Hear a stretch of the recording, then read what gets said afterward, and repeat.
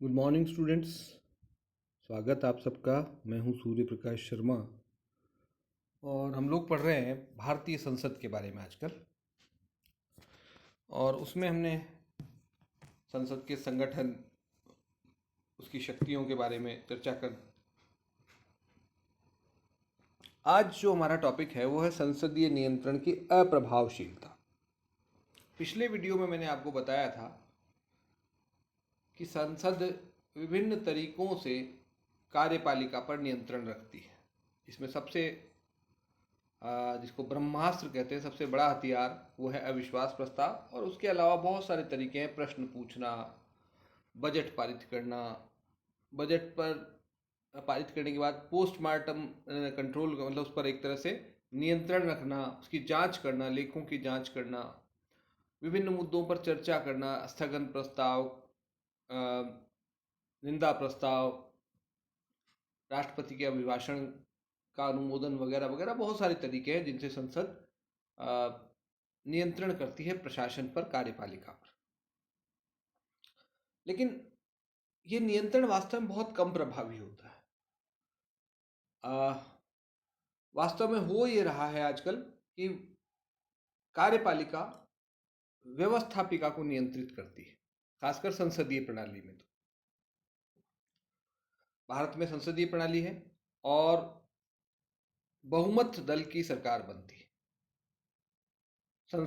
लोकसभा में सरकार का बहुमत होता है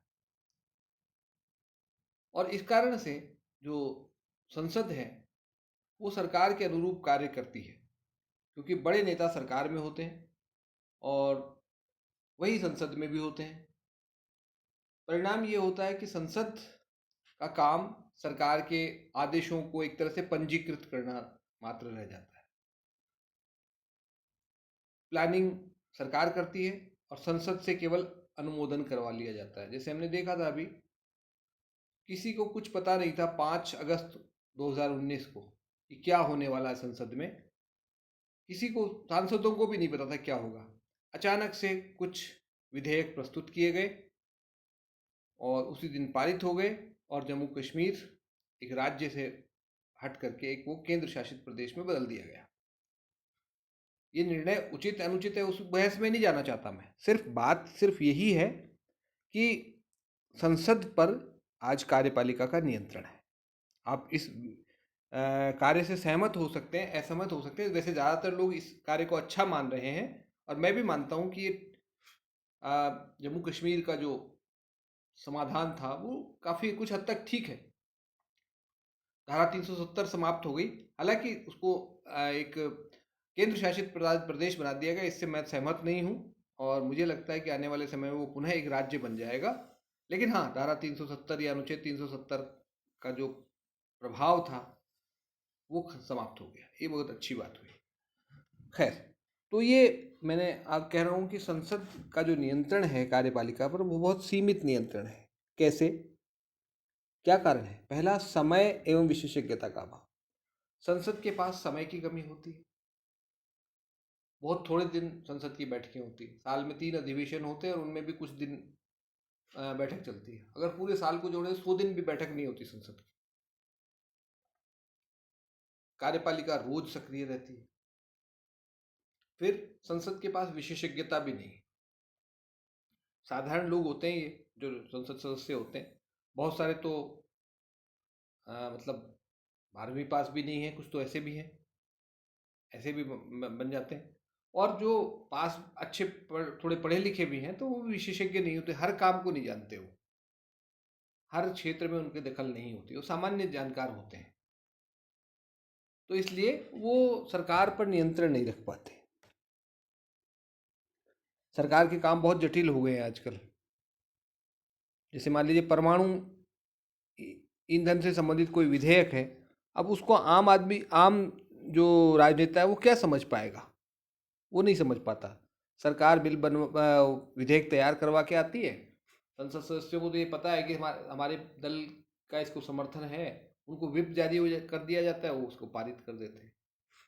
ये नियंत्रण वास्तव में जो है प्रभावी नहीं है। दूसरा, अनुदान मांगों की तकनीकी प्रकृति वित्तीय नियंत्रण में बाधक। वही चीज़ है जो मैं अभी ऊपर कहा था, उसी को और दूसरे तरीके से कहा गया कि सरकार जो संसद जो बजट पारित करती है अनुदान मांगों के रूप में, वो बड़े जटिल शब्दावली में होती है, आम सांसद उसको समझ ही नहीं पाता, और इस कारण जो वित्तीय नियंत्रण है वो भी ज़्यादा प्रभावी नहीं रहता। तीसरी बात, विधायी नेतृत्व कार्यपालिका में निहित है। संसद कौन से कानून बनाएगी ये सरकार तय करती है हमारे यहाँ, क्योंकि हमारे यहाँ संसदीय प्रणाली है। ज़्यादातर विधेयक जो रखे पारित होते हैं संसद में वो सरकार द्वारा लाए जाते हैं। ज़्यादातर क्या मतलब 99.99% ये कहिए आप। निजी विधेयक के पारित होने की संभावना बहुत कम होती है, क्योंकि बहुमत दल का जब तक समर्थन नहीं मिलेगा कोई कानून नहीं बन सकता वहाँ पर। इसलिए विधायी नेतृत्व, विधि निर्माण के संबंध में जो निर्णय करने की शक्ति वो कार्यपालिका के पास है, मंत्रिमंडल के पास, प्रधानमंत्री के पास है।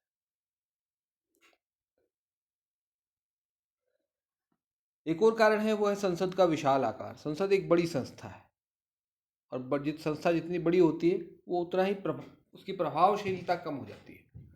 यूँ समझिए कि कौरव 100 थे और पांडव 5 थे। कौरव 100 होते हुए भी पांडवों को नहीं हरा पाए। कारण, क्योंकि 100 तो 100 होते हैं, 5 जितने यूनाइटेड हो सकते हैं उतने 100 नहीं हो सकते, और उतने अच्छे से काम नहीं कर सकते। 5 जितने मिलजुल करके तालमेल के साथ काम कर सकते हैं उतने तालमेल के साथ 100 लोग काम नहीं कर सकते। नेक्स्ट है सरकार के पीछे बहुमत का समर्थन। दलगत राजनीतिक कारण भी होते हैं। सरकार के पीछे बहुमत का समर्थन होता है, और इसलिए संसद जो है सरकार का कुछ नहीं बिगाड़ पाती। जब तक बहुमत दल का समर्थन प्राप्त है सरकार को, तब तक संसद सरकार को कोई नुकसान नहीं पहुंचा सकती। फिर समितियों द्वारा जो वित्तीय नियंत्रण रखा जाता है वो पोस्टमार्टम अध्ययन जैसा है। जैसे कोई एक्सीडेंट हो गया, कोई हत्या हो गई, मर्डर हो गई, अब पुलिस जांच करती रही, जांच करवा लो क्यों मरा, उसकी जांच डॉक्टर जांच करता है, पोस्टमार्टम करता है। वैसे ही सरकारी खर्चों की जांच करने वाली जो लोक लेखा समिति है वो पोस्टमार्टम स्टडी करती है कि जो सरकार ने खर्च कर लिया, गलत कर दिया तो उसको कहते हैं भाई यहाँ गलत किया आपने, वो कहते हैं ठीक है साहब आगे ध्यान रखेंगे, हो गया जो होना था। अब आप ढूंढते रहो कमियां, काम तो हो गया, पैसा तो खर्च हो गया। तो ये पोस्टमार्टम स्टडी होती है। फिर एक और कारण है वो है प्रदत्त व्यवस्थापन। प्रदत्त व्यवस्थापन, इसको प्रत्यायोजित विधान भी कहते हैं। इसका मतलब ये है कि संसद जो है कानून की मोटी मोटी रूपरेखा तैयार करती है, उसके अंदर जो बारीकियां तय करने का काम है वो कार्यपालिका पर छोड़ दिया जाता है।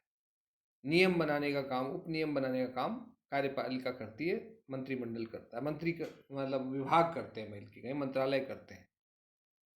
तो ये कारण से भी जो है संसद की शक्ति कम हुई। सिद्धांत है वो संसद द्वारा अनुमोदन करवाया जाता है, लेकिन संसद के पास समय ही नहीं होता है कि वो सब चीज़ों की बारीकी से जांच कर सके। संसद तो वही ये देखती है कि भाई हाँ मंत्री ने जी लेकर के आए हैं और वो हमारे दल के हैं तो इसलिए हमें हाँ करनी, इतना ही होता है वहाँ पर। फिर अध्यादेश जारी करने की शक्ति का अत्यधिक प्रयोग किया गया है। राष्ट्रपति को अध्यादेश जारी करने का अधिकार है अनुच्छेद 123 के तहत। अध्यादेश क्या होता है? एक प्रकार का अस्थायी कानून होता है। जब संसद की बैठक न चल रही हो और कोई आवश्यकता महसूस हो तो राष्ट्रपति को एक कानून लागू करने का अधिकार है, जिसको अध्यादेश कहा जाता है। ये अध्यादेश संसद की बैठक प्रारंभ होने के 6 सप्ताह बाद तक 6 सप्ताह तक जारी रह पाता है। अगर संसद उसका अनुमोदन कर दे तो वो कानून बन जाता है परमानेंट, और नहीं तो वो 6 सप्ताह बाद स्वतः समाप्त हो जाता है। संसद अगर इससे पहले उसको समाप्त करना चाहे तो वो कर भी 6 महीने सप्ताह से पहले भी कर सकती है। तो ये अध्यादेश जारी करने की शक्ति के कारण बार बार अध्यादेश जारी होते हैं और संसद की अवहेलना की जाती है। नेक्स्ट, सशक्त विपक्ष का अभाव। ये आजकल हम देख रहे हैं, विपक्ष बहुत कमज़ोर है, बिखरा हुआ है और सरकार पर कोई नियंत्रण नहीं कर पा रहा है। खासकर हम 2014 के बाद ये स्थिति लगातार देख रहे हैं। अंतिम बात, संसदीय नियंत्रण की सामान्य तथा राजनीतिक प्रकृति। जो संसदीय नियंत्रण है ये राजनीतिक प्रकृति का होता है और इसी कारण से ये बहुत अधिक प्रभावी नहीं होता है। विपक्ष को तो सरकार के हर काम में खराबी नजर आती है। अच्छा काम भी करती है सरकार तो भी विपक्ष आलोचना करता है, और सत्तारूढ़ दल के जो सदस्य हैं वो सरकार के गलत काम का भी समर्थन करते हैं। तो कहने का मतलब ये है कि जो संसद की जो नियंत्रण की जो शक्ति है वो राजनीतिक प्रकृति की है, इसलिए बहुत अधिक वो प्रभावी नहीं हो पाती है।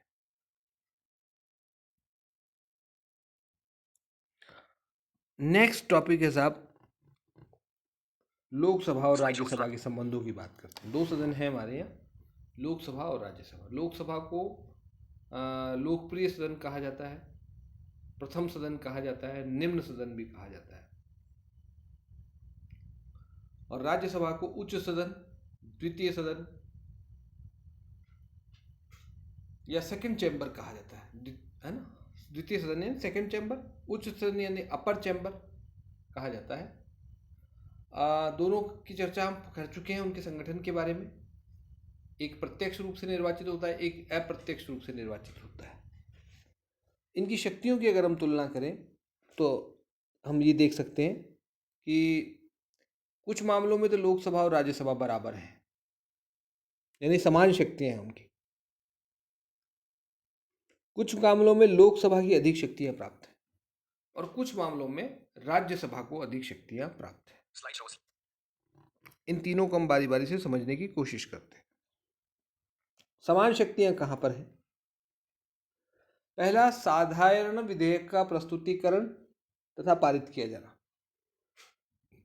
आपको पता है कि साधारण विधेयक लोकसभा या राज्यसभा में से किसी के सामने भी प्रस्तुत किया जा सकता है और वो तभी कानून बनता है जब दोनों सदनों द्वारा उसको पारित किया जाए, चाहे तो अलग अलग बैठक में, और अलग अलग बैठक में न हो पाए तो संयुक्त बैठक में। यानी शक्तियां दोनों को बराबर है, सिद्धांत है, कोई अंतर नहीं है। व्यवहार में लोकसभा की संख्या ज़्यादा है, राज्यसभा की संख्या कम है, इसलिए अगर संयुक्त बैठक होती है तो लोकसभा का पलड़ा भारी रहता है। लेकिन सामान्यतः हमने देखा है, अब तक के इतिहास को अगर देखें तो केवल 3 बार संयुक्त बैठक बुलाई गई है। बहुत कम इस शक्ति का प्रयोग करता है राष्ट्रपति। दूसरी बात, संविधान संशोधन विधेयक का प्रस्तुतिकरण और पारित किया जाना। चलिए, यहां तो दोनों सदन बिल्कुल बराबर है। पहले वाले में तो कुछ व्यवहारिक परिस्थितियां ऐसी होती हैं कि लोकसभा जो है राज्यसभा पर भारी पड़ती है कभी कभी, खासकर संयुक्त बैठक के मामले में। संविधान संशोधन के मामले में तो यह है कि दोनों सदनों द्वारा अपनी अलग अलग बैठक में उसको पारित किया जाना है, संयुक्त बैठक नहीं हो सकती इस पर, ये ध्यान रखें आप। तीसरी बात, राष्ट्रपति का निर्वाचन तथा महाभियोग, दोनों को बराबर शक्ति है। निर्वाचन में दोनों सदन भाग लेते हैं, महाभियोग में भी दोनों सदनों की भूमिका होती है। उपराष्ट्रपति का निर्वाचन तथा पदच्युति, दोनों बराबर हैं। हालांकि निर्वाचन में दोनों को बराबर शक्ति है, पदच्युति में राज्यसभा की भूमिका ज़्यादा महत्वपूर्ण है। इसमें लोकसभा की भूमिका कम है क्योंकि वो राज्यसभा का सभापति होता है। तो पहले राज्यसभा को विशिष्ट बहुमत से प्रस्ताव पारित करना होता है और फिर लोकसभा द्वारा उसका अनुमोदन होता है साधारण बहुमत से। उपराष्ट्रपति के मामले में, राष्ट्रपति के मामले में दोनों बराबर है, उपराष्ट्रपति के मामले में लगभग बराबर है, बहुत थोड़ा फर्क है। नेक्स्ट, उच्च तथा उच्चतम न्यायालयों के न्यायाधीशों, मुख्य चुनाव आयुक्त तथा सीएजी की पदच्युति हेतु, इन मामलों में दोनों सदन बराबर है, कोई अंतर नहीं है। अध्यादेश का अनुमोदन, राष्ट्रपति जो अध्यादेश जारी करता है उसका अनुमोदन दोनों सदन द्वारा किया जाना होता है, अलग अलग बैठक में होना है। आपात उद्घोषणाओं का अनुमोदन, 3 तरह की आपात उद्घोषणा राष्ट्रपति कर सकता है। 352 में राष्ट्रीय आपात, 356 में संवैधानिक विफलता की स्थिति में आपात और 360 में वित्तीय आपात। इन आपात उद्घोषणाओं का अनुमोदन दोनों सदनों द्वारा होना आवश्यक है। विभिन्न आयोगों के जो प्रतिवेदन होते हैं उनको संसद विचार करती है और दोनों सदनों को बराबर मौका मिलता है उस पर। फिर सर्वोच्च न्यायालय तथा संघ लोक सेवा आयोग के क्षेत्राधिकार में अगर कोई परिवर्तन करना है, विस्तार करना है, तो इस मामले में भी दोनों सदनों को समान शक्ति है, दोनों मिलकर ही कर पाएंगे, अलग अलग मतलब दोनों में से कोई एक अधिक शक्तिशाली नहीं है। अब हम देखते हैं लोकसभा को कहाँ अधिक शक्तियां प्राप्त है, उसको हम देख लेते हैं। धन विधेयक का मामला हमें पता ही, धन विधेयक केवल पहली बार लोकसभा में प्रस्तुत किया जा सकता है। और साथ में दूसरी बात, राज्यसभा धन विधेयक को संशोधित या निरस्त नहीं कर सकती। राज्यसभा को केवल 14 दिन का समय मिलता है और इस 14 दिन में वो उस विधेयक को संशोधित नहीं कर सकती। अगर करेगी तो लोकसभा की मर्जी पर है कि उन संशोधनों को माने या ना माने। तीसरी बात, धन विधेयक का प्रमाणीकरण लोकसभा अध्यक्ष करता है, यानी कोई विधेयक धन विधेयक है या नहीं, ये तय करने का अधिकार लोकसभा अध्यक्ष को है। आपको ध्यान होगा कि अभी कुछ समय पहले आधार वाले मामले में ये विपक्ष ने आलोचना की थी कि सरकार ने गलत तरीके से इसको धन विधेयक के रूप में पारित किया, जो कि गलत है। तो लोकसभा का अध्यक्ष जो है वो ये तय करता है। फिर संयुक्त बैठक की अध्यक्षता भी लोकसभा अध्यक्ष करता है। फिर राज्यसभा अनुदान मांगों पर मतदान नहीं कर सकती, अनुदान मांगे केवल लोकसभा के सामने रखी जाती हैं। फिर राष्ट्रीय आपात उद्घोषणा का अंत करने संबंधी प्रस्ताव केवल लोकसभा द्वारा पारित हो सकता है। अगर देश में राष्ट्रीय आपात लागू है कहीं, उसका अंत करने के बारे में अगर कोई प्रस्ताव पारित करना है तो वो केवल लोकसभा कर सकती है, राज्यसभा को नहीं अधिकार है। अविश्वास प्रस्ताव का अधिकार भी केवल लोकसभा को है, राज्यसभा को नहीं है। अब हम देखते हैं राज्यसभा को कहाँ अधिक शक्तियां प्राप्त है। एक, राज्य सूची के विषय पर संसद को विधि बनाने का अधिकार देने हेतु प्रस्ताव। राज्यसभा अपने अगर विशिष्ट बहुमत से प्रस्ताव पारित करती है कि अमुक विषय पर, जो कि राज्य सूची का है, संसद को कानून बनाना चाहिए, तो 1 वर्ष के लिए संसद को यह अधिकार मिल जाता है। इस 249 अनुच्छेद में ऐसा प्रावधान है। आपको पता है कि हमारे 3 सूचियां दे रखी, 7वीं अनुसूची में संघ सूची, राज्य सूची और समवर्ती सूची। तो राज्य सूची का कोई विषय जो राज्य सरकार के हाथ में है, उस विषय को 1 साल के लिए राज्यसभा संघ की संसद को दे सकती है। दूसरी बात, नई अखिल भारतीय सेवाओं की स्थापना का प्रस्ताव राज्यसभा पारित कर सकती है, वही विशिष्ट बहुमत से। 312 अनुच्छेद है इसमें, ये गलत हो गया, 252 मैंने लिखा है, 252 नहीं है, 312 है। फिर है उपराष्ट्रपति की पदच्युति का प्रस्ताव राज्यसभा में ही प्रस्तुत किया जा सकता है, ये भी ध्यान रखें हम। उपराष्ट्रपति की पदच्युति का जो प्रस्ताव है वो पहली बार राज्यसभा में आएगा, और राज्यसभा जब उसे विशिष्ट बहुमत से पारित करती है तो फिर लोकसभा उस पर विचार करती है। फिर लोकसभा के विघटन की दशा में आपात उद्घोषणा का अनुमोदन राज्यसभा द्वारा किया जा सकता है।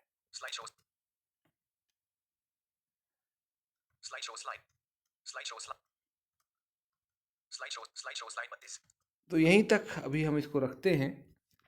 बाकी जो एक वीडियो और बनेगा जिसमें छोटा होगा, वो कम से कम 10 मिनट में उम्मीद है हो जाएगा, तो उसमें हम कुछ और मुद्दों की चर्चा करेंगे। फिलहाल यहीं तक रखते हैं। धन्यवाद।